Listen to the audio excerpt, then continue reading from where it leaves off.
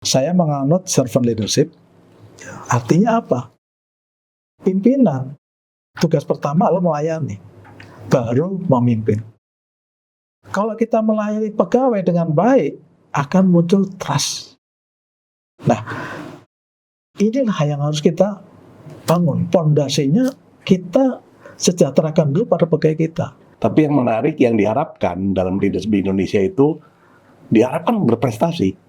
Tapi ya sebut kita low profile, kerendahan hati, dan itu ditunjukkan dengan menurut saya secara konsisten ya oleh Pak Didi.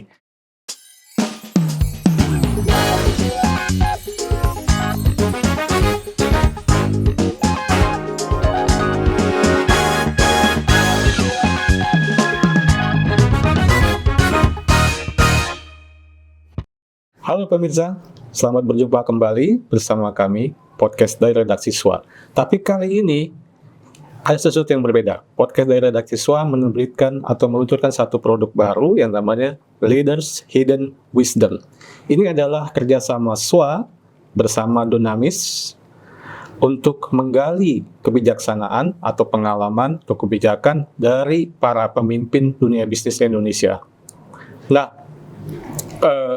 kali ini saya Teguh Sipambudi akan bersama dengan Mas Tommy Sujarwadi, beliau dari Dunamis, akan memandu kita topik kali ini bersama Pak Didi Hartansyah. Beliau adalah ex atau katakanlah mantan dari Direktur Utama Kereta Api periode 2020 sampai 2025. Jadi ini masih hangat banget beliau ini.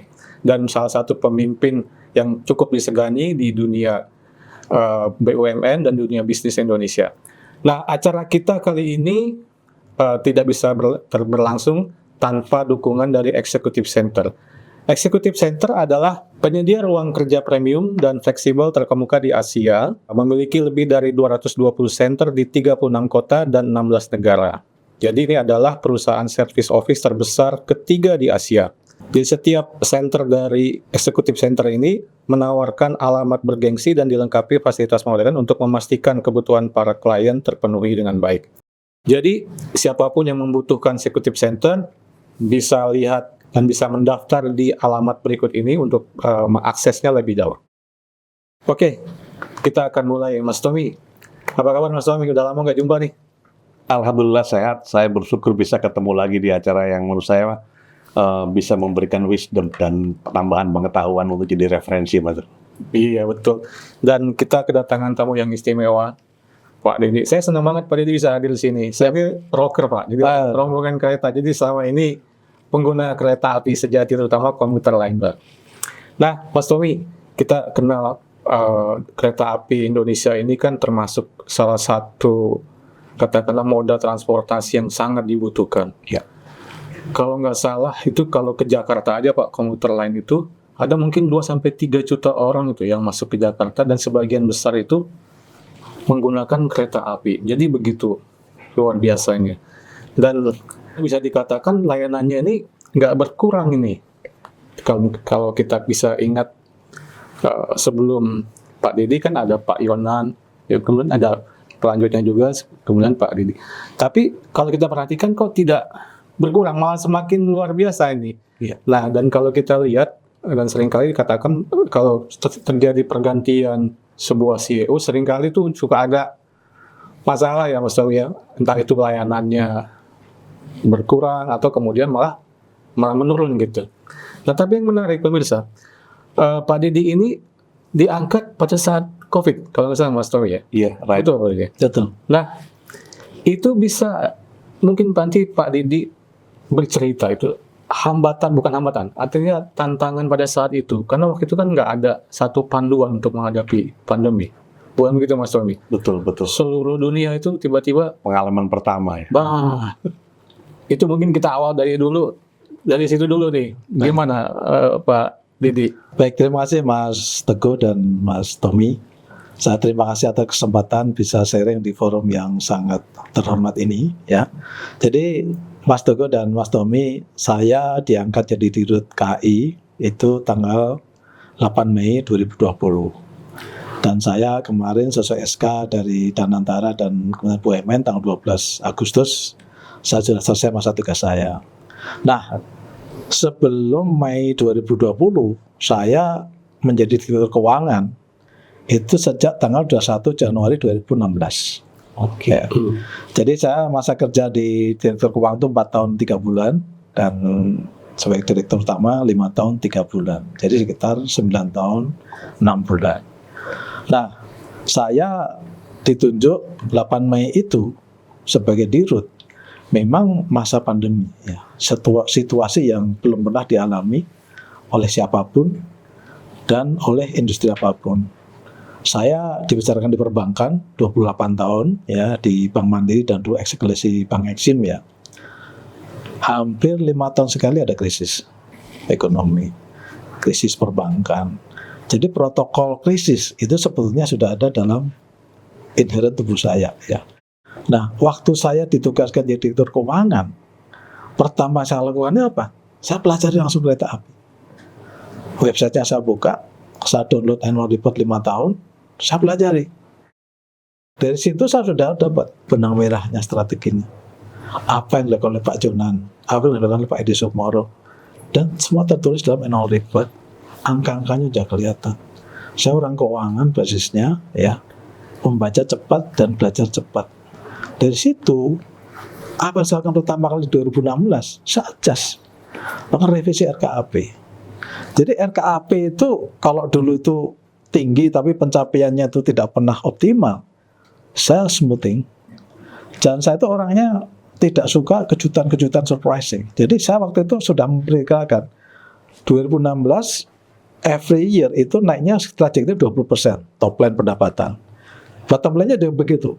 Nah, sampai 2019 itu semuanya normal. Tapi masuk 2020 sampai pertengahan Maret semuanya normal. Saya sebagai direktur keuangan. Namun begitu pertengahan Maret, pemerintah mengumumkan ada pasien COVID di awal Maret. Pertengahan Maret sudah mulai ada pembatasan PSBB waktu itu ya. Itu jumlah penumpang langsung dropnya luar biasa. Berapa persen waktu itu? Wah, kalau turun itu mungkin hampir 95% ya. Jadi waktu itu kadang yang kereta jarak jauh kita berhenti sama sekali, tidak beroperasi. Nah, yang beroperasi hanya KRL, itu pun karena tuntutan masyarakat. Karena kalau kereta KRL itu kita hentikan, banyak sekali masyarakat golongan bawah yang hidupnya pendapatan harian itu tidak bisa hidup. Karena alternatif tarif yang bisa sama dengan KRL itu nggak ada. Bayangkan, dari Bogor misalnya ke Tanah Abang, hanya sekitar 6.000, 8.000. Mau naik apa? Dan banyak kelas golongan menengah bawah itu yang pendapatannya harian. Sehingga bagaimana kita menjaga protokol kesehatan, distancing, menjaga keamanan di stasiun, ya, sanitasi, terus kemudian juga ada pengukuran suhu, semua kita lakukan. Jadi memang situasinya seperti itu, tapi Mas Teguh dan Mas Tommy ya, saya sebagai pimpinan waktu itu ya langsung berpikir, saya berpikir kira-kira apa yang harus kita lakukan. Masalah utama adalah masalah pegawai dulu ya, karena ini masalah kesehatan, karena bisa mengancam jiwa daripada seluruh pegawai dan mengancam jiwa daripada penumpang. Jadi kalau Mas Teguh saya koreksi sedikit, kereta KRL di Jabodebek ini penumpangnya kita 1 juta. Nah kalau yang di daerah-daerah lokal yang lain ya di Bandung Raya, kemudian Jogja Solo, terus di Surabaya sekitarnya, total mungkin sekarang 1,3 juta. Nah itulah yang kita harus selamatkan. Jadi waktu itu saya mengulit kereta api sebagai dirut. Yang pertama programnya adalah protect the people, lindungi para pegawai, lindungi para pelanggan. Caranya apa? Ya kita sediakan alat hazmat, kemudian masker, dan seluruh mengikuti protokol kesehatan pemerintah. Kemudian cara kita dengan digital, kita aplikasi real ticketing system kita itu kita linkkan dengan aplikasi Dukcapil. Prof. Judan waktu itu membantu dengan API, Application Protocol Interface, cepat sekali. Jadi kita bisa membaca data kependudukan. Ketua Pak BGS, Pak Budi Sadikin, Menkes, kita gabungkan dengan Peduli Lindungi, dan FBI juga, nggak pakai lama. Kita bisa membaca data vaksinasi. Sehingga masuk kereta api, orang naik kereta api tidak usah menunjukkan sertifikat vaksinasi. Tidak usah menunjukkan KTP. Sudah semuanya bisa dilihat. Itu juga menghindari interaksi ya. Dan yang paling penting tidak ada PHK sehingga semua pegawai aman. Dan ternyata ini strategi yang tepat nih Mas Tommy dan Mas Teguh ya. Karena waktu setelah pandemi itu saya keluar negeri ya, ke Inggris, ke Belanda. Imigrasi itu masalah karena pegawainya sebagian di layoff. Begitu normal mereka sudah dapat pekerjaan yang lain. Termasuk Netherlands Spoor ya, itu juga begitu. Keretanya banyak masalah karena banyak orang yang di layoff. Begitu normal mereka mau cari orang lagi susah. Kalau kita PHK, kita rumahkan ya, work from home, begitu senormal kita panggil lagi normal. Jadi akselerasi kita di tahun 2022 pada saat normal itu cepat sekali. Yang kedua liquidity ya. Nah ini liquidity juga banyak hal yang kita lakukan ya. Terutama pertama bagaimana kita mempunyai cadangan kredit modal kerja yang standby dari perbankan.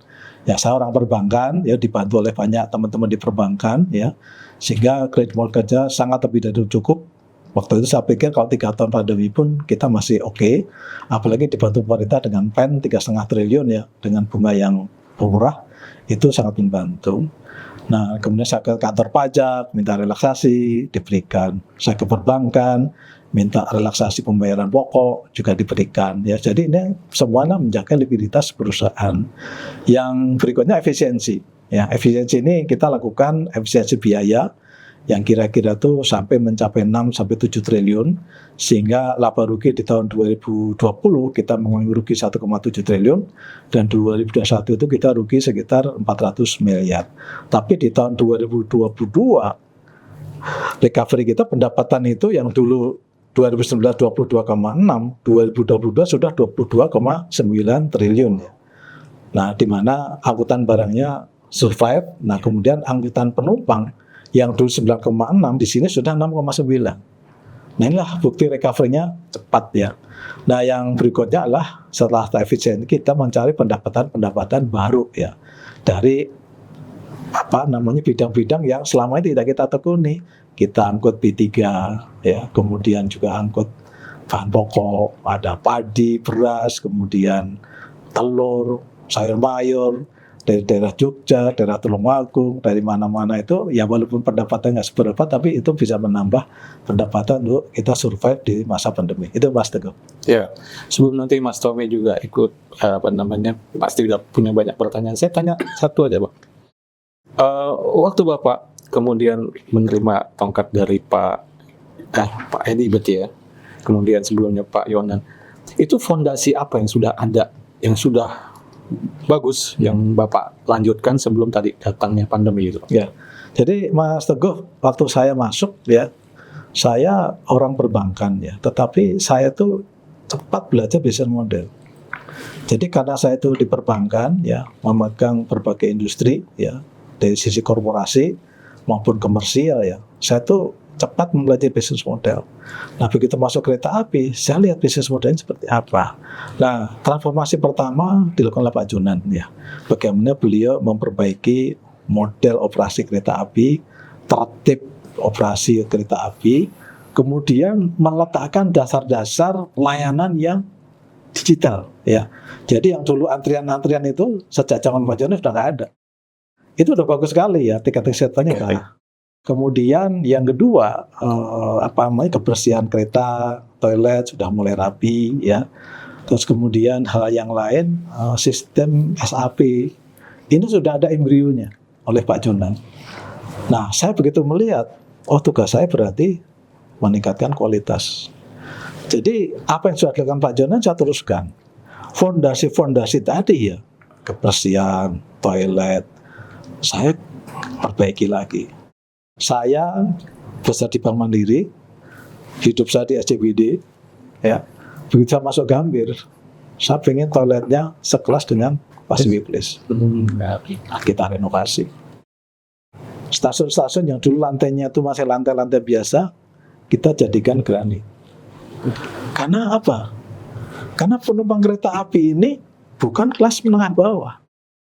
Saya mempunyai visi kereta api itu harus melayani semua segmen, dari bawah, menengah, sampai atas.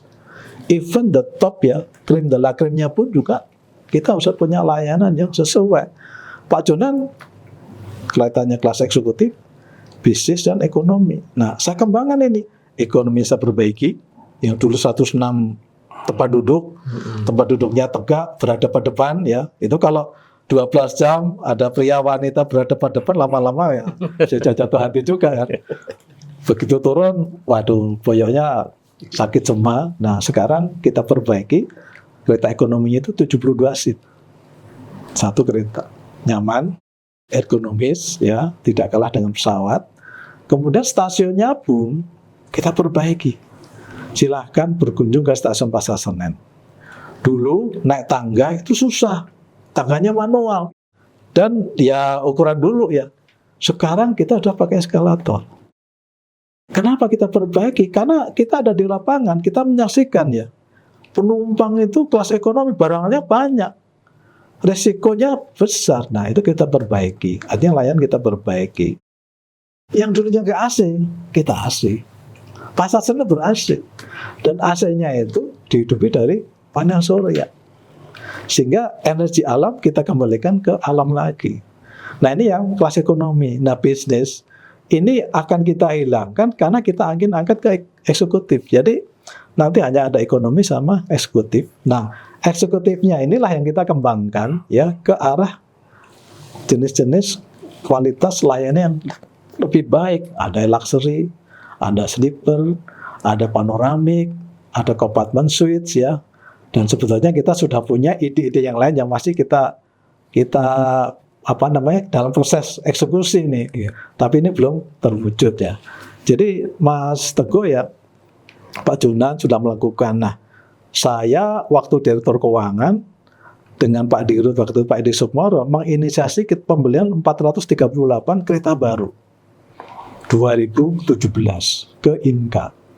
Kualitasnya naik ya, kemudian diantaranya ada sleeper, ada luxury waktu itu. Nah, kereta-kereta stainless steel inilah yang mengangkat kualitas daripada kereta api sampai tahun 2019. Tahun 20 dan 21 kita nggak ada investasi karena tadi efisiensi. Karena urgensi kita survival dulu. Jadi 2020 dan 2021 kita nggak ada investasi kereta. Tapi kita beli lokomotif untuk angkutan barang yang di Sumatera Selatan. Tahun 2021 kita beli 36 lokomotif CC205 dari Progressive Amerika. Karena volume angkutan batu bara harus kita jalankan sebagai program jangka panjang. Nah, 2022 pada saat kondisi normal, EBITDA kita tuh hampir 5 triliun. Wow. Jadi waktu itu saya bilang, ya kita beli kereta lagi yang baru, yang lebih bagus. Akhirnya kita beli 612 kereta dari NK. Stainless steel, kualitasnya lebih baik dibandingkan 438, dan buginya pun bugi yang sudah kecepatan 120. Sehingga sebagai bentuk inovasi 21 untuk 21, di mana kecepatan kita percepat dari 100 km per jam dari 120, kita pakai kereta yang nyaman, yang 612, yang sebagian juga luxury-nya kita tambah dalam volume yang lebih banyak.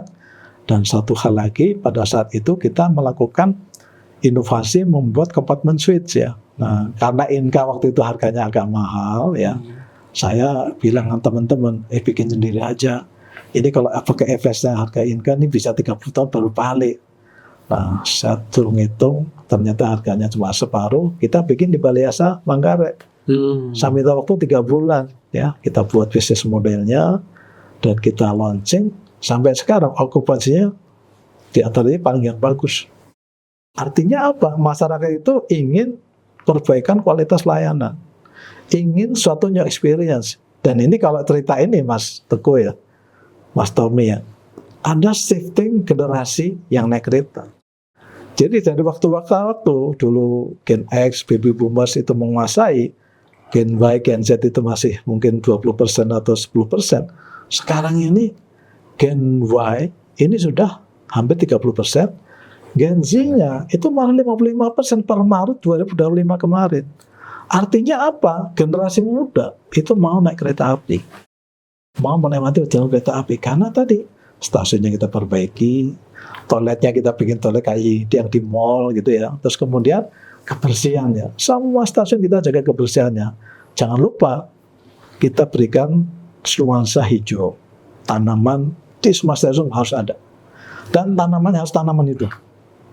Kalau tanaman mati, itu mau 10 tahun, mau 100 tahun, tanaman akan seperti itu. Nggak usah dirawat. Tapi tanaman itu harus dirawat, harus dipupuk, di nurture ya, sehingga itu bisa membuat falsafah juga bahwa kita punya SDM-nya harus kita latih, kita tumbuhkan, kita talenta ya. Ini yang hal-hal yang kayak gini ya, kebersihan, kemudian nuansa hijau, dan juga keberlanjutan. Sekarang kalau Mas Teguh dan Mas Tommy ke stasiun, ada yang namanya water station. Ya, Cukup hanya buat tumbler, nggak usah pakai botol plastik. Hampir di semua stasiun sudah kita pasang. Sudah lebih dari 40 stasiun kita sudah pasang panel surya. Balai Yasa kita sudah 4 atau 5 yang sudah pasang panel surya. Nah ini keberlanjutan. Jadi artinya Mas Teguh, apa yang dilakukan pendahulu saya lanjutkan. Tapi dengan peningkatan level quality hospitality dan sofistikasi. Di bidang aplikasi ticketing system pun ya, yang namanya akses baik kereta api kita sudah relaunch beberapa kali, yang terakhir dengan bisa Flutter ya, nggak kalah dengan Himbara ya, dan interaksi dengan aplikasi-aplikasi yang lain itu cepat ya. Dan saya dalam satu aplikasi ini kita bisa mengakses seluruh aplikasi pada anak-anak perusahaan semua, termasuk kereta cepat, LRT ya, sehingga satu integrasi ini kita bisa lakukan layani dengan baik ya. Harapannya ini menjadi satu platform yang akan menjadi marketplace transportasi yang membuat ekosistem transportasi yang berkelanjutan. Itu Mas Teguh. Mas Tommy, jadi Pak Didi, kalau dari inisiatif-inisiatif yang tadi disebutkan dari segi inovasi, adaptasi yang berdampak kepada bottom line yang menurut saya sangat impresif ya. Tapi saya merasa bahwa untuk mencapai angka-angka yang sangat baik itu, Pak Didi selalu menunjukkan empati, bukan hanya kepada passenger. Tadi dijelaskan mengenai Gen Z yang punya selera, ekspektasi yang berbeda, tapi juga kepada para karyawan.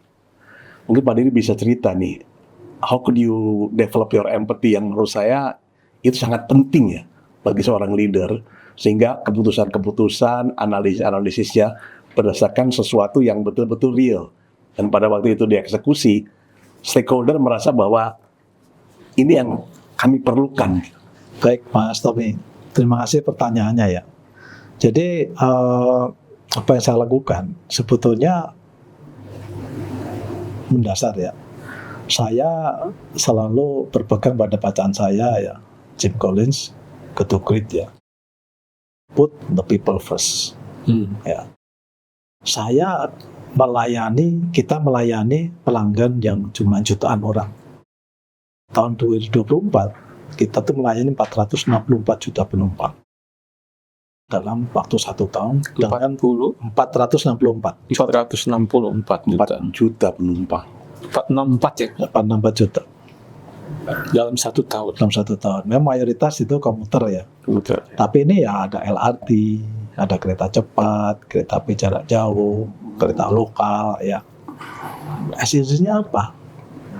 Saya ingin mereka itu mempunyai talenta service itu sebagai DNA.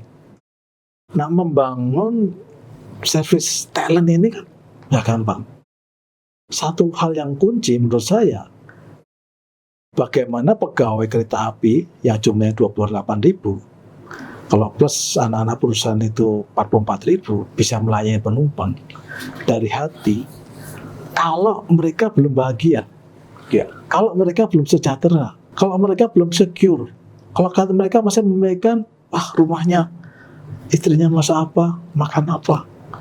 Jadi saya bisa tunjukkan Mas Teguh dan Mas Taud ya, dalam 5 tahun terakhir saya sebagai dirut, ada 40 kebijakan plus ya menyangkut kesejahteraan pegawai. Dan saya itu ibaratnya sebagai orang Jawa, falsafah Jawa itu ya ngwongke, artinya tuh gini.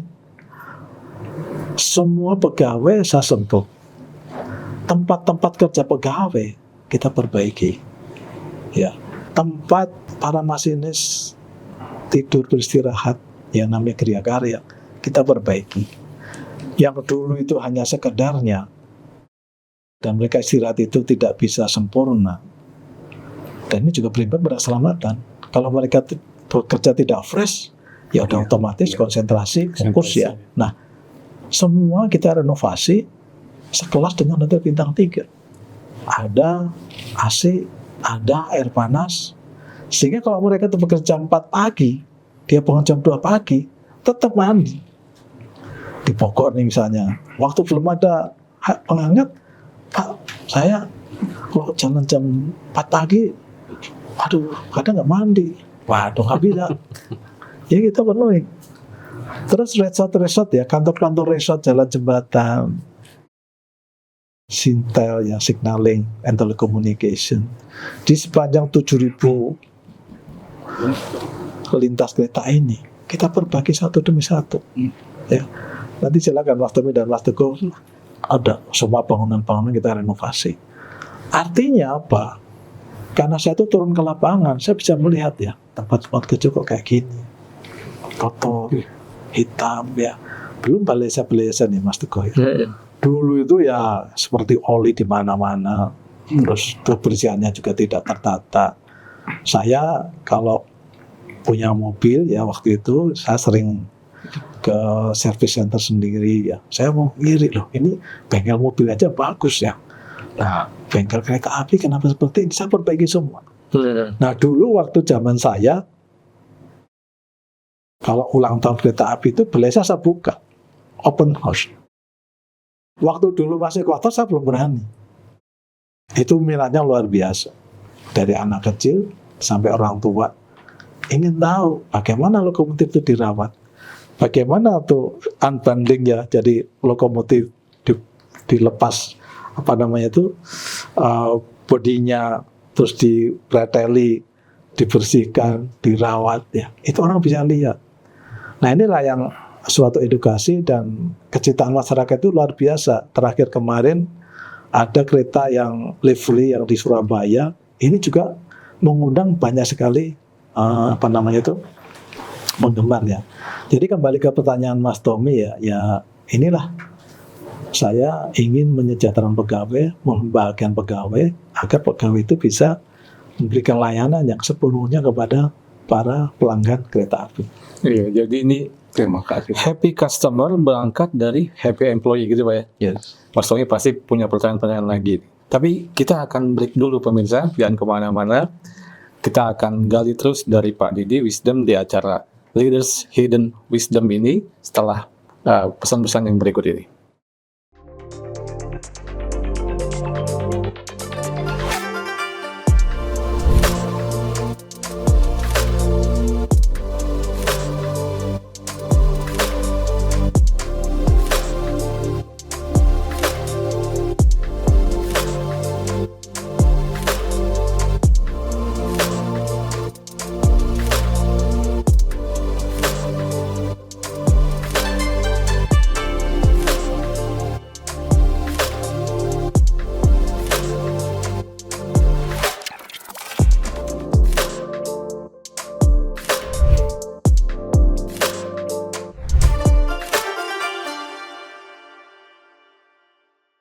Pemirsa, menjumpa kembali di Leaders Hidden Wisdom. Tadi kita sudah dapat penjelasan dari Pak Didi soal sisi empati dari seorang pemimpin. Saya yakin Mas Tommy mau menggali lagi nih. Gimana Mas Tommy? Betul Pak Teguh. Jadi menarik adalah Pak Didi ini adalah well-rounded leader. Dalam arti dengan background yang sangat kuat di finansial, otak kiri sangat bisa diandalkan. Tapi di sisi lain dalam pengambilan keputusannya sangat berimbang. Empatinya, otak kanannya, pertimbangannya, sama seperti yang beliau sampaikan, secara strategis kuat, tapi beliau tidak ragu-ragu untuk down to earth, datang ke lapangan, ketemu dengan para pelaksana, sehingga keputusan-keputusan strategisnya itu berdasarkan sebuah data yang lengkap. Lebih dari itu, ada sifatnya instinktif ya. Mungkin secara data tidak muncul, belum muncul, tapi beliau bisa melihat bahwa kira-kira apa nih yang bisa kita lakukan berikutnya. Dan yang paling menarik adalah pada waktu itu dilakukan justru pas. Seperti misalnya analisis mengenai pertumbuhan top class di Indonesia yang direspon dengan desain-desain kereta api yang sebenarnya luxury ya. Tapi itu handshaking-nya bagus, sehingga revenue dari situ sangat menggembirakan. Tapi di sisi lain pada waktu memikirkan para pekerja yang sebutannya top up harian, itu juga pas juga dengan kebutuhan. Jadi spektrumnya sangat besar. Pak Didi kira-kira pandangannya seperti apa untuk membuat keseimbangan dan sensitivitas yang menurut saya ini berimbang menjadi sebuah kompetensi pemimpin yang justru ya sangat diperlukan oleh para followernya atau stakeholdernya, Pak Didi. Terima kasih Mas Tommy. Itu pertanyaan yang sangat strategis ya ini. Jadi saya orang keuangan, ya pastinya orang keuangan. Dan saya itu prinsip saya adalah cost leadership ya. Artinya itu saya ingin mengontrol biaya according to condition. Ya. Nah, satu hal nih Mas Tommy ya, saya itu well rounded ya. Artinya itu saya itu kalau membidangkan sesuatu itu ya semuanya saya kuasai. Dan kadang-kadang saya masuk ke sangat yang detail ya. Nah, sehingga saat mana saya harus masuk ke detail, saya ingin mencari data sebagai basis putusan saya sebagai pimpinan di kereta api, ya saya akan masuk ke detail. Nah, saya di keuangan 4 tahun 3 bulan itu sudah more than detail ya. Insting apapun itu saya udah tangkep ya. Dan saya setiap bulan itu selalu minta update per kinerja. Even kadang-kadang kalau perlu ya pendapatan mingguan berapa itu sense saya dapat. Dan saya sering ke stasiun yang menjadi benchmark saya ya, stasiun Gambir, Yogyakarta, Surabaya, sama satu Semarang. Indikator-indikator Pareto itu kalau semua sudah aman, saya itu punya punya kemampuan untuk membalansi Indikator keuangan saja, Pak. iya. Dengan keuangan yang aman seperti ini, maka biaya ini bagi saya cost leadership-nya nggak seketat yang diperlukan kalau pendapatan tidak mencapai. Tahun lalu pendapatan kereta api itu sudah 35,9. Ya, jadi trajektorinya silakan, saya punya datanya. Ya. Artinya kapasitas kita untuk menyedot satu pendapatan ini luar biasa, baik di sisi pendapatan penumpang maupun pendapatan barang. Nah, inilah yang harus diformulasikan oleh strategi, ya, leadership strategi yang impact-nya nanti ke finance, dan finance itu untuk keberlanjutan. Nah, satu hal yang Mas Tommy sampaikan ya, mengapa ada insting, ada firasat, ya, ada hal-hal yang agak religius ya. Karena komisaris utama kereta api itu Pak Kiai Said Agil Siraj ya. Itu ya memang secara bisnis ya kita banyak membantu beliau ya untuk memahamkan ya. Tetapi banyak memberikan suatu falsafah ya, bahwa pimpinan itu tidak hanya berpikir secara rasional. Ada hal-hal yang sifatnya instinktif, firasat, dan ini selalu muncul. Makanya kenapa nih Mas Teguh ya, saya selalu bawa catatan. Di buku tas ini saya selalu ada catatan dan pulpen. Saya setiap saat kalau ada ide, saya catat. Even tengah malam pun, saya catat. Karena nanti besok pagi kalau nggak catat lupa. Nah, begitu ini setiap pagi hari saya renung. Kira-kira ini yang bisa diimplementasi apa? Bagaimana membangun ini? Ya, jadi inovasi-inovasi itu pun kadang-kadang muncul dari ide-ide yang tiba-tiba muncul, kadang menjadi pemikiran, kadang dari lapangan, ya. Tadi, nah, Mas Tommy, biaya-biaya itu, ya tadi, kalau ada usulan mengenai biaya mengenai pegawai, saya tidak akan tahan. Saya selalu setuju. Karena saya dalam hati kalau sudah diusulkan berarti mereka sudah memikirkan untuk positif, untuk melayani para pegawai, menyejahterakan pegawai, membagikan pegawai, ya let's be it. Nah, jadi selama pendapatan on track, maka semuanya bisa kita atur dengan baik. Nah, situasi memang tahun 2025 ini, pertengahan tahun, ini nggak begitu bagus ya. Makanya waktu itu di awal Agustus ya, itu kita bukan rapat kerja di Jogja, dalam rangka penajam strategi. Karena situasi ini nggak biasa-biasa ya, pertumbuhannya itu sangat rendah ya dibandingkan tahun yang lalu, walaupun dengan diskon-diskon untuk angkutan penumpang ya. Tapi moga-moga dengan stimulus-stimulus ya yang oleh pemerintah ini bisa mendukung Amin. percepatan pertumbuhan sampai dengan akhir tahun ini. Terima kasih banyak Pak Haji. Ya, Mas Tommy tadi saya coba cek angka-angkanya benar itu. Jadi memang pendapatan 35,93 triliun tahun 2024 itu naik 29% dibanding tahun sebelumnya dan laba bersih 2,21 triliun. Jadi memang luar biasa sekali dan artinya bisa turnaround ya daripada masuk pandemi kemudian 2021 turun juga kan seperti itu. Nah, kalau kita lihat biasanya perusahaan melakukan turnaround artinya ada transformasi dan tadi juga dijelaskan soal inovasi-inovasi. Nah, kalau dari hal yang banyak saya pelajari itu faktor culture itu luar biasa Pak, di sebuah perusahaan untuk supaya bisa sama-sama melangkah bersama gitu kan. Sebagai CEO, Bapak kan tentu ingin lebih maju lagi. Tadi menerima dari estafet dari para leader sebelumnya udah bagus, mau ditingkatkan lagi. Ini betul nggak Pak? Wow, faktor culture itu satu hal yang challenging. Jadi Mas Teguh ya, pada saat pandemi, saya tuh suka merenung ya, ini kereta api kira-kira sehabis pandemi seperti apa. Saya punya visi bahwa kereta api harus move lebih cepat, move lebih baik, dan meningkatnya dengan pace yang lebih cepat. Sense of crisis kalau saya bangun ya, saya mengibaratkan pandemi itu kayak terowongan. Ya, harapan saya waktu itu saya bilang ke teman-teman ya, kereta api masuk terowongan gelap, ya. Tapi begitu keluar dari terowongan harus lebih cepat, harus lebih baik, harus jadi world class. Apa yang harus dilakukan? Transformasi. Jadi pandemi sebagai sense of crisis, titik tolak ada itu. Saya menginisiasi ada transformasi. Dan transformasi ini bukan sekedar transformasi ya. Triple transformation. Istilah itu sangat menonjol di kereta api tahun 22 dan 23. Jadi pada saat tahun 21 ya, kita meresmikan KRL di Jogja Solo.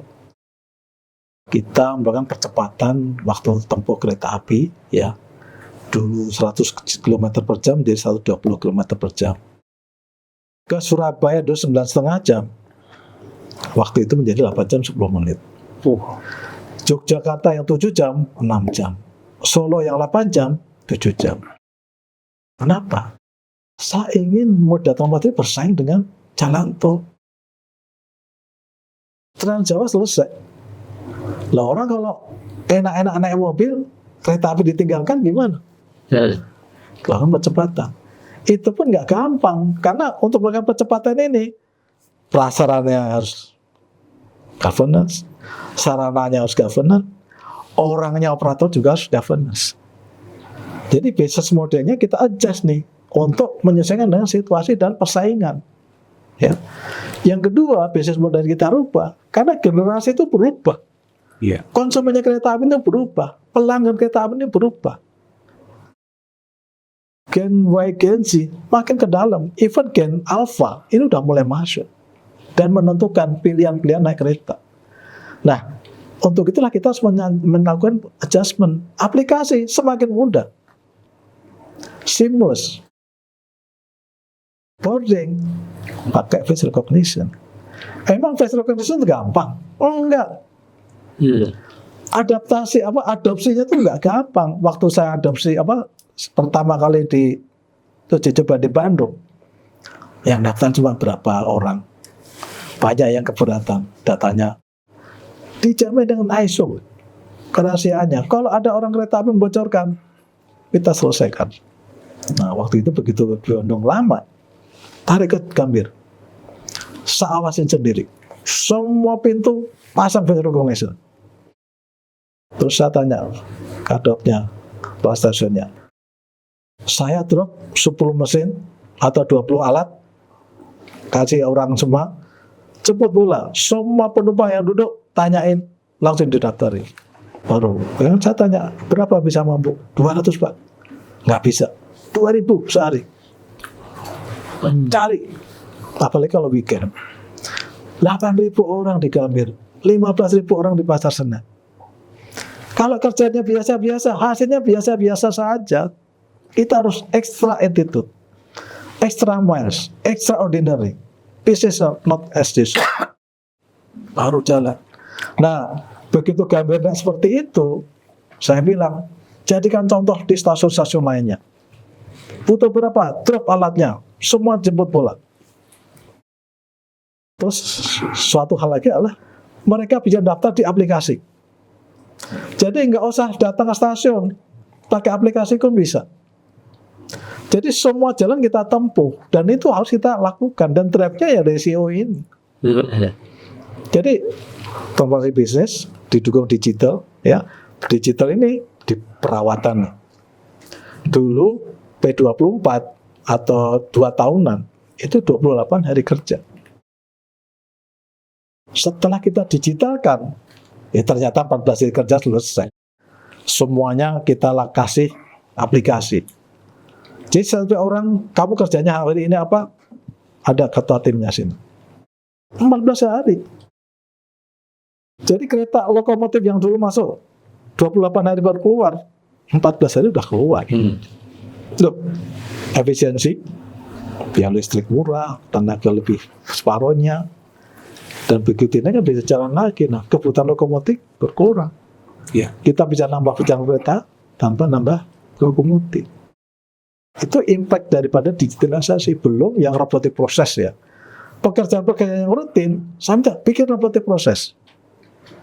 Pegawai berkurang, tapi saya bilang jangan PHK, natural aja kita kurangi rekrutmen kita. Jadi yang rutin-rutin, Mas, misalnya ngurus pajak nih, bikin formulir, udah ngisi by system, cek by system, tingkat errornya nggak ada, by system. Kalau pakai manusia masih ada errornya. Jadi semua yang rutin-rutin itu, semua direktorat, ayo selesaikan.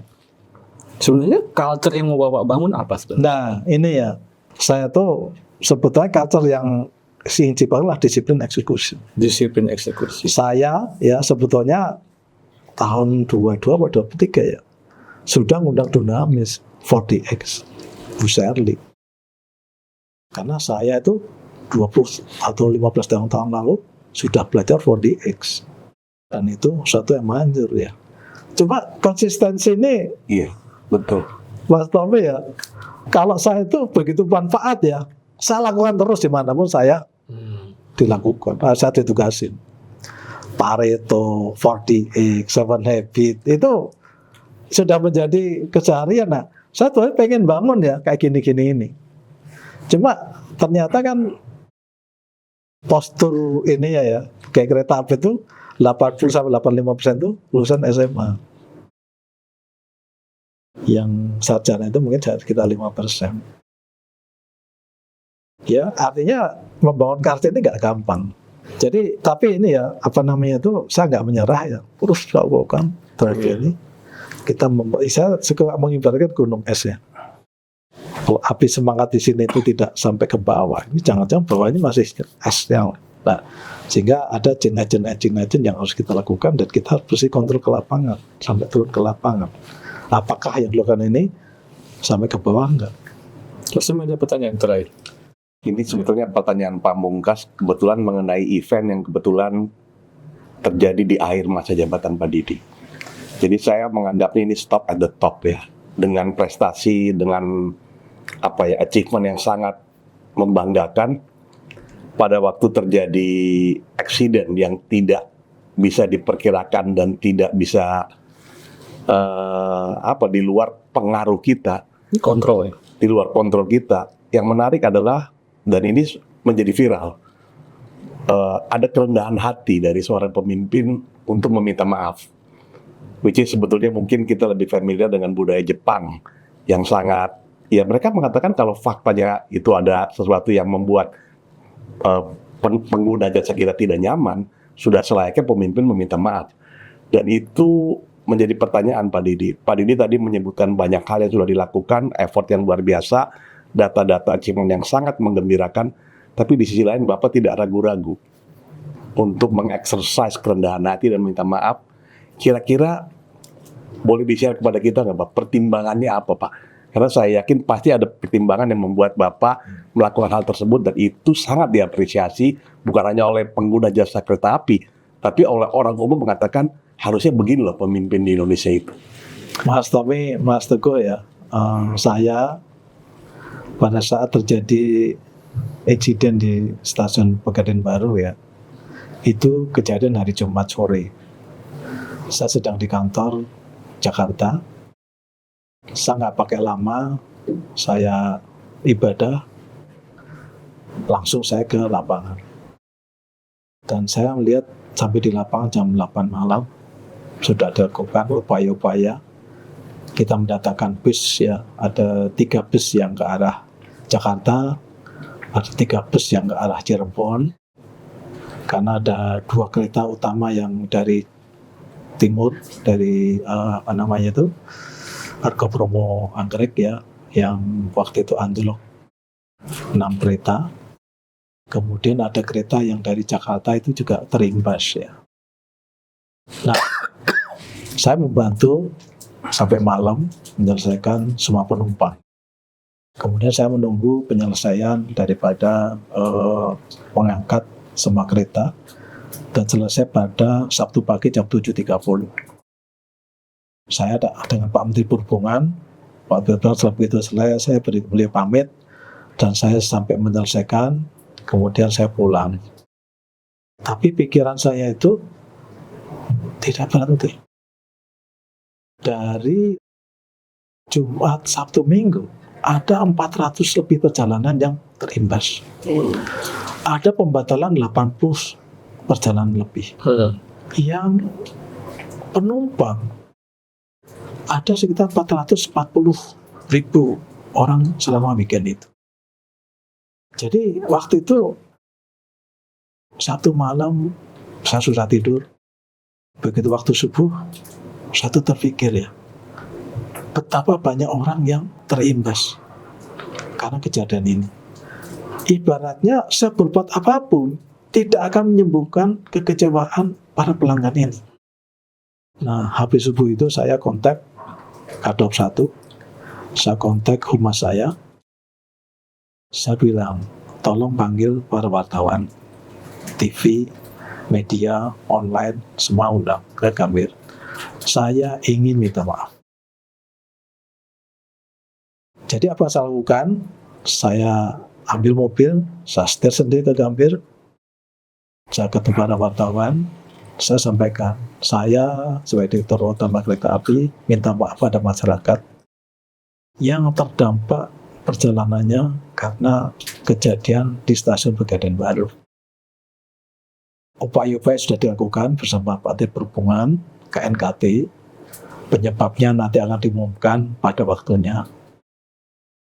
Upaya normalisasi dilakukan dan pagi Sabtu kemarin sudah normal kembali. Namun belum sepenuhnya normal sampai dengan hari Minggu.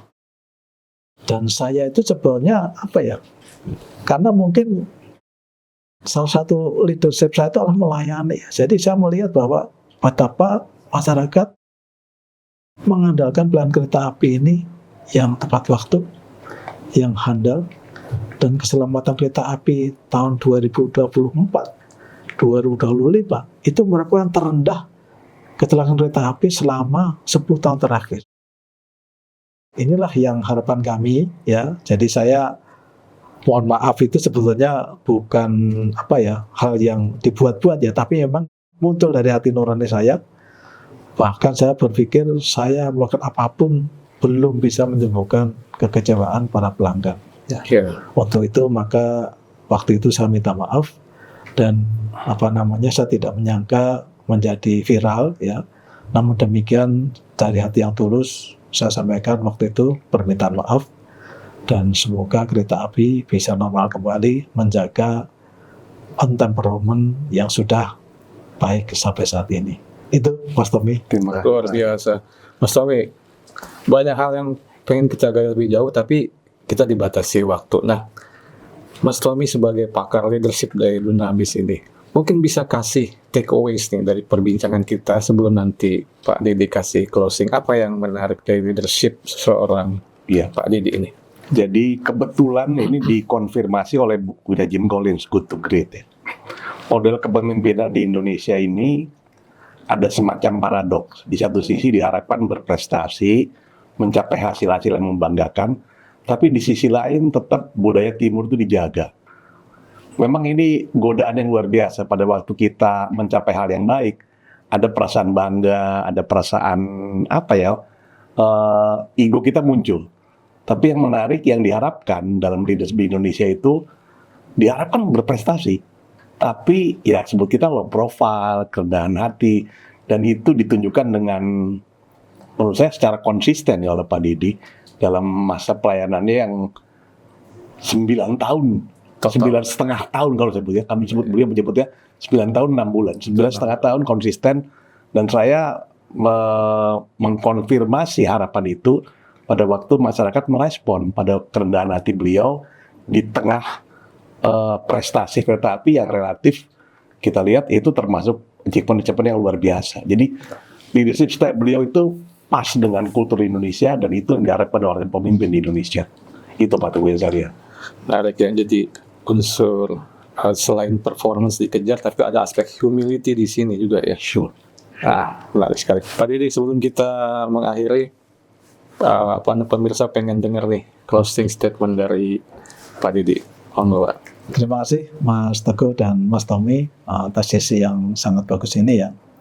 Saya sebagai Direktur Utama Kereta Api tahun 2020 sampai tahun 2025,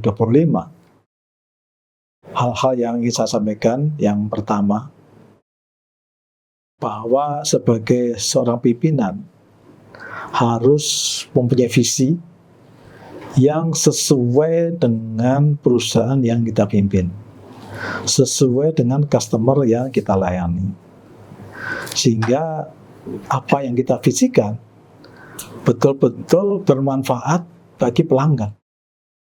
Customer first, customer centric is a must. Jadi meaning kita, purpose kita adalah melayani pelanggan at the best yang kita bisa berikan layanan. Yang kedua, kepada perusahaan, ya kita harus melayani perusahaan. Saya menganut servant leadership. Artinya apa? Pimpinan, tugas pertama adalah melayani, baru memimpin. Kalau kita melayani pegawai dengan baik, akan muncul trust.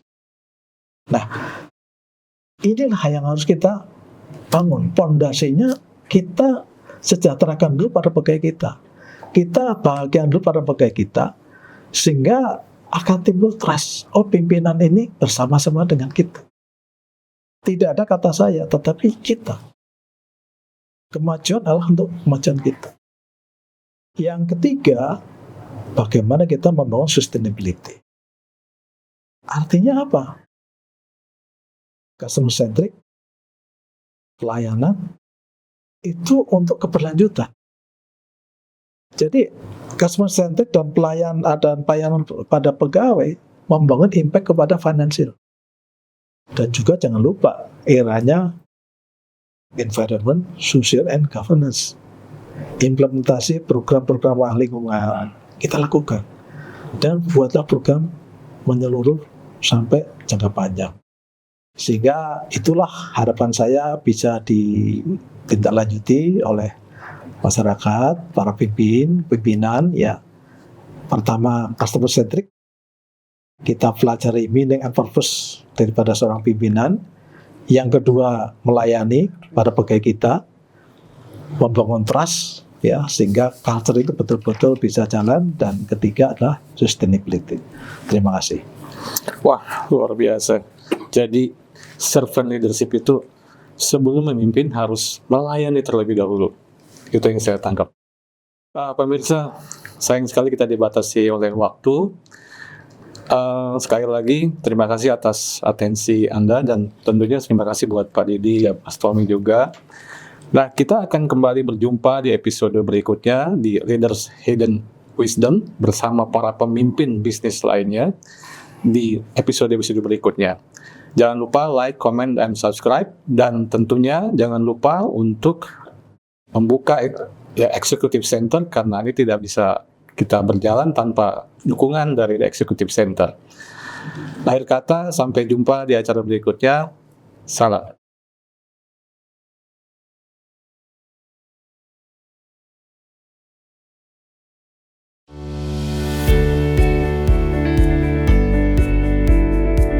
Selama 40 tahun, majalah SWA menjadi saksi perjalanan bisnis di Indonesia. SWA hadir menyaksikan lahirnya para pengusaha baru, perjuangan para pemimpin perusahaan, hingga perjalanan para profesional terbaik. Setiap kisah sukses yang SWA sajikan adalah refleksi dan inspirasi untuk pertumbuhan bisnis yang lebih kokoh, inovatif, dan berkelanjutan. Majalah SWA terbit perdana pada 10 April tahun 1985, yang merupakan hasil kerjasama antara Yayasan Sembada Swakarya dengan PT Graffiti Pers. Majalah SWA awalnya bernama SWA Sembada, bertujuan mendukung kemandirian nasional dengan mendukung tumbuhnya perusahaan-perusahaan di dalam negeri. Pada tahun 1995, SWA mendirikan Spot, anak usaha yang menyediakan jasa layanan komunikasi corporate. Layanan yang disediakan antara lain membantu penerbitan corporate in-house journal, anniversary books, corporate brochure, annual reports, dan corporate peripherals. Pada tahun 2000, Spot merambah bisnis pelatihan Inggria dan penerbitan buku, yang merupakan cikal bakal dari SWA Publishing. Pada tahun 1998, SWA mendirikan SWA Network. SWA Network adalah anak usaha yang menyediakan layanan corporate event, dan belakangan fokus menyelenggarakan event-event majalah SWA. Pada tahun 2001, SWA mendirikan Business Digest, yang merupakan unit bisnis yang bergerak di bidang survei bisnis. Business Digest melakukan berbagai survei untuk memenuhi kebutuhan dunia bisnis, juga membantu mereka menghasilkan solusi bisnis terbaik. Saat ini Business Digest juga banyak melakukan omnibus survey untuk menghasilkan best practices dan indikator di bidang marketing, manajemen, dan komunikasi korporat. Di tahun 2003, SWA Sembada melakukan rebranding dengan mengganti logo dan menghilangkan kata Sembada pada namanya, serta menambahkan tagline "Di mana bisnis bergerak" yang mencerminkan positioning sebagai media yang hadir bersama denyut dan aktivitas bisnis di Indonesia.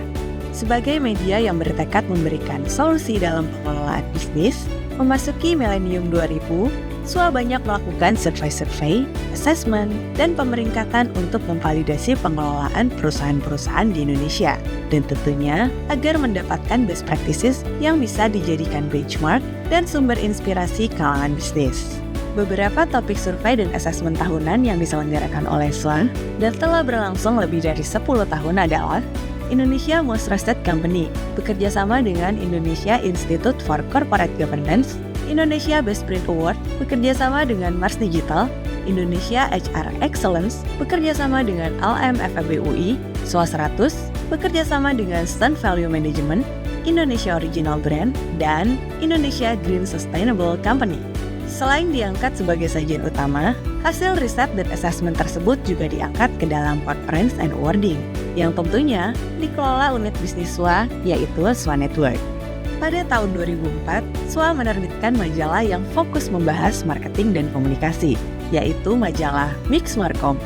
Dalam perjalanannya, Mix Markom menyelenggarakan berbagai rekognisi dan anugerah untuk mensupport para profesional komunikasi dan marketing Indonesia, yang bertujuan untuk menciptakan program-program bermutu yang tentunya bisa dijadikan sebagai best practices di Indonesia, seperti Public Relation of the Year, Brand Communication Excellence, Markom and Corkom Dream Team, Product of the Year, dan Corporate Sustainability Initiative.